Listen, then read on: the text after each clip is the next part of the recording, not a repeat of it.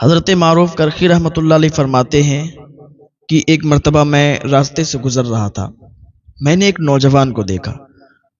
بڑا ہی حسین و جمیل نوجوان تھا اور اس کی زلفیں تھیں اور ایک چادر اوڑھے تھا، خوبصورت سی چادر تھی اور وہ چلتا ہوا آ رہا تھا. تو میں اس کے پاس گیا، اس کے قریب گیا اور میں نے اس سے کہا بھائی آپ کدھر سے آئے ہو؟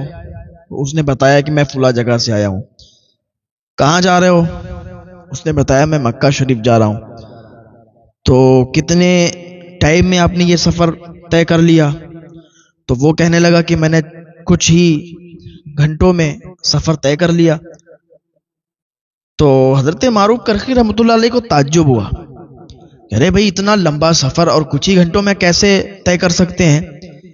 تو اس نے کہا کہ دیکھیں ان سب باتوں پر آپ غور و فکر نہ کریں، اور الحمدللہ جب اشارے ہوتے ہیں تو پھر غلام نکلتے ہیں اور حضور کی بارگاہ میں حاضری دیتے ہیں، حضور کی بارگاہ میں جاتے ہیں اور بلاوا آ گیا ہے تو اب جا رہا ہوں. وہ نوجوان وہاں سے چلا گیا. حضرت معروف کرخی رحمۃ اللہ علیہ فرماتے ہیں کہ میں گھر پہ چلایا لیکن تعجب ہوتا تھا کہ اتنا لمبا سفر طے کر کے، اور ایک عام انسان تو ایسے آ نہیں سکتا.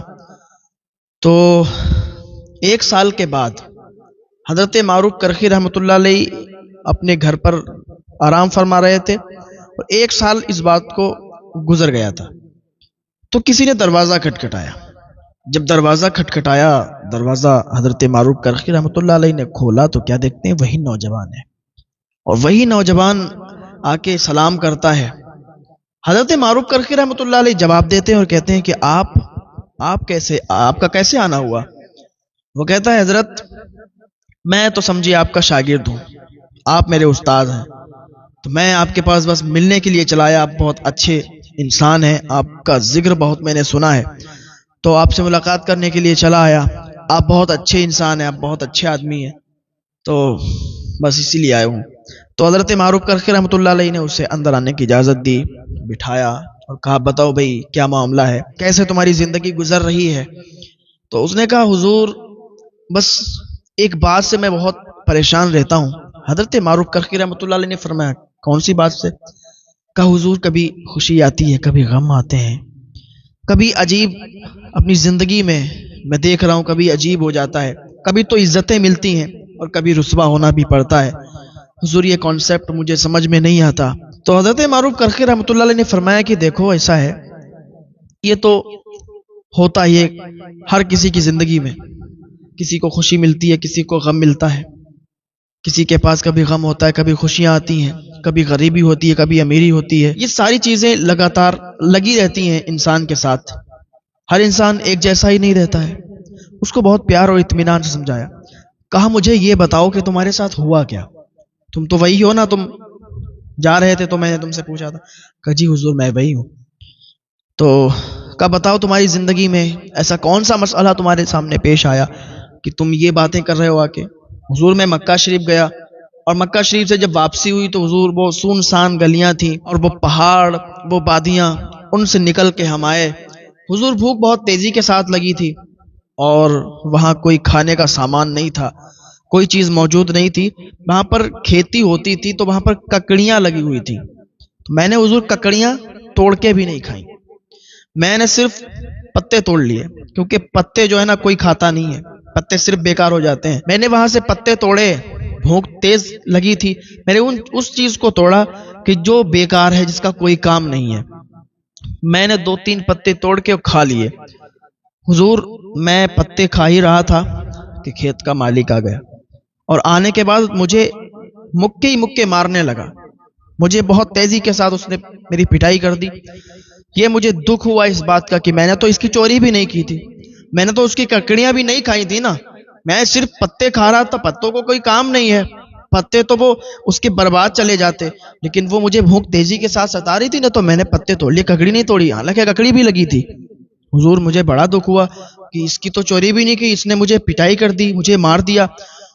اور جب وہ مار رہا تھا تو حضور ایک گھڑ سوار آیا، اس کے ہاتھ میں کوڑا تھا. اس گھڑ سوار نے جب دیکھا کہ وہ یہ مجھے مار رہا ہے تو اس گھڑ سوار نے اپنے گھوڑے کی رفتار تیز کی اور اس کے پاس آیا اور اپنے کوڑے سے اسے مارنے لگا. اس کھیت کے مالک کو وہ گھڑ سوار اپنے کوڑے سے مارنے لگا اور کہنے لگا کہ کیا تجھے خبر نہیں ہے کہ یہ کون ہے؟ یہ ایک بہت نیک اور پرہیزگار انسان ہے. اس نے تیری ککڑیاں نہیں چرائی ہیں، تو اس کو غلط مار رہا ہے، تو اس پر غلط الزام لگا رہا ہے.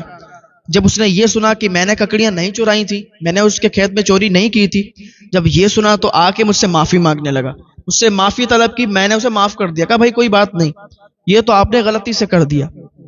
تو وہ کہنے لگا کھیت کا جو مالک تھا کہ بھائی مجھے معاف کر دو، میں اس لیے آپ کو مار رہا تھا کہ میں چور کو تلاش کر رہا تھا. کئی دنوں سے میرے کھیت میں چوری ہو رہی ہے، میری فصل کو چور چرا کے لے جاتے ہیں. تو آج آپ یہاں پر بیٹھے تھے، میں سمجھا کہ آپ نے ککڑیاں چرائی ہیں اور آپ ہی وہ چور ہیں، تو مجھے معاف فرمائے. میں ایسا کرنا نہیں چاہ رہا تھا، مجھ سے غلطی ہوئی. تو یہ کہتا ہے کہ میں نے حضور معاف کر دیا. تو وہ مجھ سے پوچھنے لگا کہ تم کہاں سے آئے ہو. میں نے اس کو بتایا، اور حضور میں نے آپ کے بارے میں بھی بتایا. میں نے کہا میں حضرت معروف کرخی رحمۃ اللہ علیہ کے چاہنے والوں میں سے ہوں، ان کے شاگردوں میں سے ہوں. تو وہ پوچھنے لگا کہ معروف کرخی کون ہے؟ تو میں نے آپ کے بارے میں بتایا. تو آپ کے بارے میں جیسے ہی بتایا تو وہ آپ کو پہچان گیا. حضور وہ آپ کو پہچان گیا اور کہنے لگا کہ میں معروف کرخی رحمۃ اللہ علیہ سے ملنے ضرور آؤں گا. حضرت معروف کرخی رحمۃ اللہ علیہ اور یہ نوجوان ابھی آپس میں بات ہی کر رہے تھے.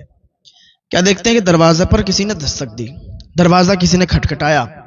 دروازہ جب حضرت معروف کرخی رحمۃ اللہ علیہ نے کھولا جا کے، تو وہاں پر وہی ککڑیوں کا مالک تھا، وہی کھیت کا مالک تھا جس نے اس نوجوان کو مارا تھا. آیا اندر اور حضرت معروف کرخی کو سلام کیا اور دیکھا اس نوجوان کو. کہا ارے آپ بھی یہیں پر ہو، کیا ہی اچھی میری قسمت ہے کہ آپ سے بھی ملاقات ہو گئی اور حضرت معروف کرخی رحمۃ اللہ علیہ سے بھی ملاقات ہو گئی. پھر اس نے 1 سال وہیں پر رہ کر گزارا حضرت معروف کرخی رحمۃ اللہ علیہ کی خدمت میں. وہ نوجوان اور یہ کھیت کا مالک، یہ حضرت معروف کرخی رحمۃ اللہ علیہ کی خدمت میں رہے. تو یہ اللہ والے لوگ ہوا کرتے ہیں، یہ دلوں کے راز کو جانتے ہیں، یہ دلوں کے حال کو جانتے ہیں. اللہ تعالی ہم سب کو ایمان کی دولت سے سرفراز فرمائے. اللہ تعالی ہم سب کو کامل مومن بننے کی توفیق عطا فرمائے. اللہ تعالی ہم سب کو نیک عمل کرنے کی توفیق عطا فرمائے. کبھی بھی کسی پر بھی غلط الزام نہ لگائیں، اور جب تک کسی کے بارے میں معلوم نہ ہو کبھی بھی اس کو غلط مت ٹھہرائیں کہ تو ہی ایسا ہے، تو نے ہی ایسا کیا ہے. جب اس کے بارے میں صحیح پتہ چل جائے، صحیح بات معلوم چل جائے، تب آپ اس سے کہیں کہ تو نے ایسا کام کیا ہے. اگر کسی پر صرف شک ہو تو شک کی بنا پر بھی آپ کو اجازت نہیں ہے کہ آپ اس کو کہیں کہ بھائی تو نے ایسا کیا ہے. کوئی چیز کسی کی چوری ہو جائے، ابھی ہمارے یہاں کوئی چیز چوری ہو جائے، کسی پر شک ہوتا ہے تو ڈائریکٹ کہتے ہیں بھائی تو نے چرائی ہے، یہ چیز تو نے چرائی ہے، اور زیادہ بہتر ہوگا کہ عزت کے ساتھ لوٹا دے. اب چرانے والا کوئی اور ہے، تم غلط الزام لگا رہے ہو کسی اور پہ، تو اس کو بھی ایک گھڑی برا لگتا ہے، بھی سوچتا ہے کہ میں غلط بدنام ہو رہا ہوں، میں نے تو کوئی چیز نہیں چھوئی، میں نے تو کوئی چیز نہیں چرائی، اور یہ غلط الزام مجھ پر لگایا جا رہا ہے. تو اس کو رنج پہنچتا ہے، غم پہنچتا ہے، وہ دل ہی دل میں اللہ کی بارگاہ میں اس شخص کے لیے بد دعا کرتا ہے کہ ہمیں سماج کے سامنے رسوا کر رہے ہو، ہمیں سماج کے سامنے ذلیل کر رہے ہو، حالانکہ میں نے تو کوئی چیز نہیں چرائی، میں نے تو کوئی ایسا کام نہیں کیا کہ میں رسوا ہوں، میں نے تو ایسا کوئی کام نہیں کیا نا لوگ مجھے رسوا کریں، مجھے ذلیل کریں.